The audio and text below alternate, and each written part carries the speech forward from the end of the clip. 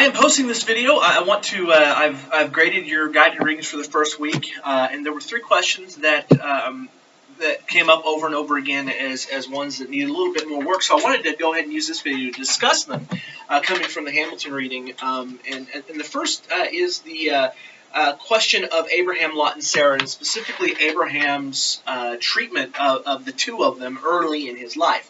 And I mean, it's really one of those things that Sarah never really gets a fair shake from Abraham. He really treats her poor, and she kind of treats him poorly too. They have an interesting relationship.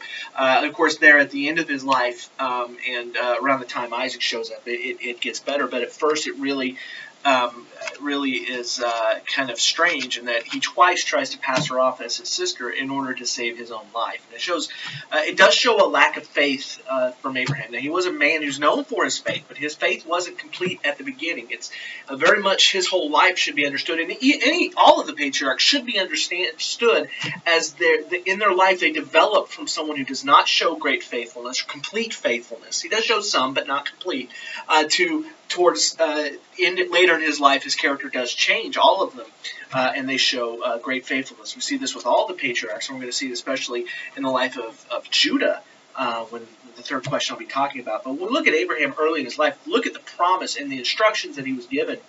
He was given one command: go from your country and from your relatives and from your father's house to the land which I will show you.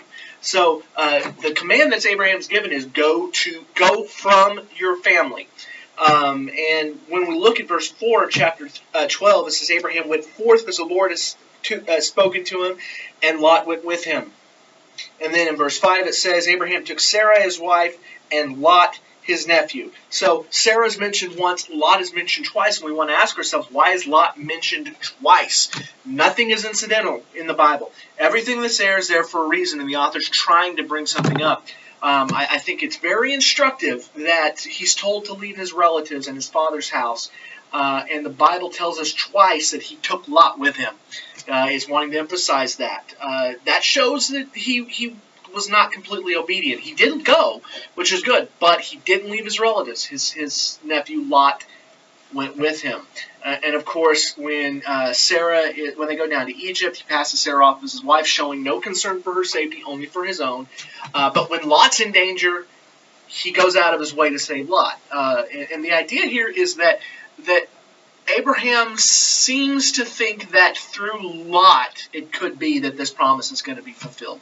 And that could show why he keeps favoring Lot, and why the text keeps emphasizing that Lot went with Abraham, and that Sarah's not a big deal to him. She's old. She hasn't given him an heir, so perhaps through Lot he can be his heir. And of course he brings that up in chapter 15, where he says, let these other people be my heir. I mean, he keeps trying to have someone other than Sarah provide the heir and the seed that God has promised him. And so this seems to demonstrate a lack of complete faithfulness and a lack of complete understanding on the part of Abraham at the beginning of his life. Now, at the end of the life, when he's willing to sacrifice his son, his only son, who he loves, the text emphasizes that he shows that he is willing to trust that God will fulfill his word in a significant way, that he doesn't have to manipulate things to get what God has promised. God will be faithful to him. And that's why we see at the beginning of his life, even though he's not treating Sarah very well, God does. God is taking care of Sarah because God is going to keep his promise and keep his word. And that's the significance of that.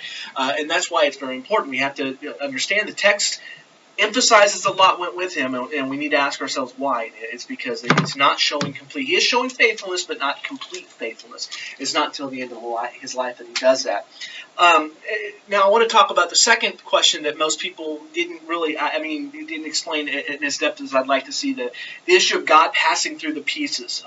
This is an issue of in ancient Near Eastern covenant ceremonies, when the 2 pieces of an animal were set side by side. Most of you got this, but some of y'all didn't quite clarify this. The lesser party to the covenant would pass through the pieces and say, it's my responsibility to keep the covenant. If I don't keep this covenant, if I don't keep my end of it, may what happened to the animals, which were cut in half, may that happen to me. That seems to be the implication there. Well, Yahweh himself is the one passing through the pieces, which is scandalous.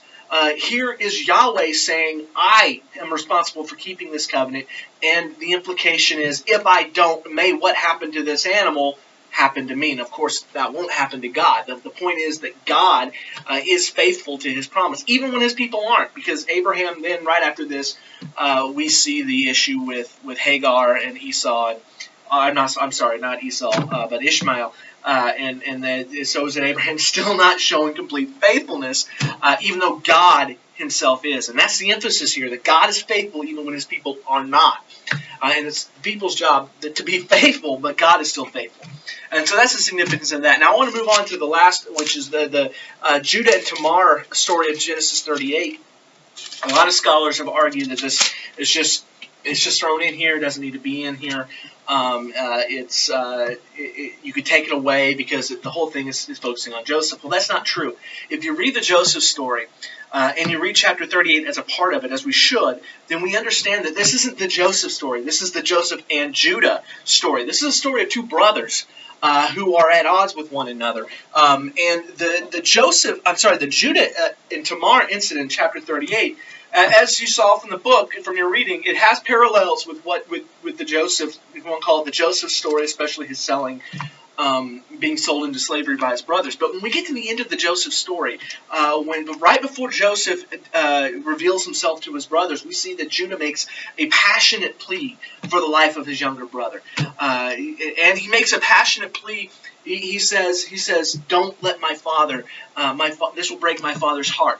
Don't let my father see this.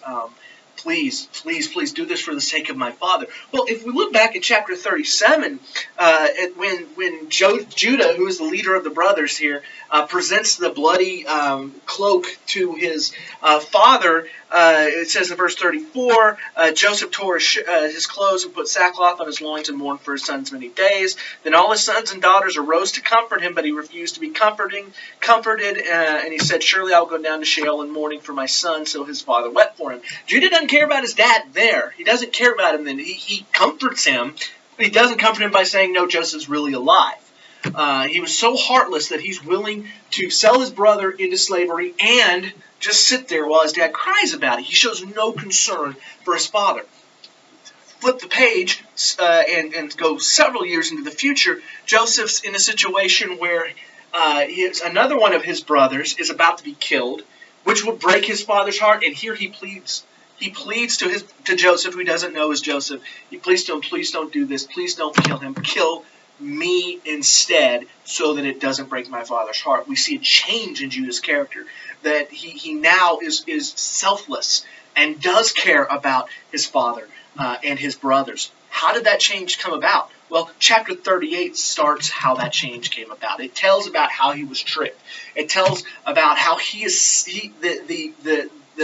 deception is flipped on him, and he now sees starts to realize the implications of what he's done, the deception and the importance of the promise of the seed that goes all the way back to Abraham. And so when we understand that Judah's character change is a key part of this larger narrative, that this is a narrative of Joseph and Judah, then we see that chapter 38 is it's a very important part of that, and we can't just take it and throw it out. Like with anything in the Bible, everything's there for a reason. It's put together for a reason. The author sat and wrote this for a reason, and he wrote it the way he did because he was wanting us to learn something and to get something out of it. And so we have to ask questions, why did he put it here? Not, can we just ignore it? No, we can't ignore it. So we look and see that it actually is an integral part of the story. So there you go.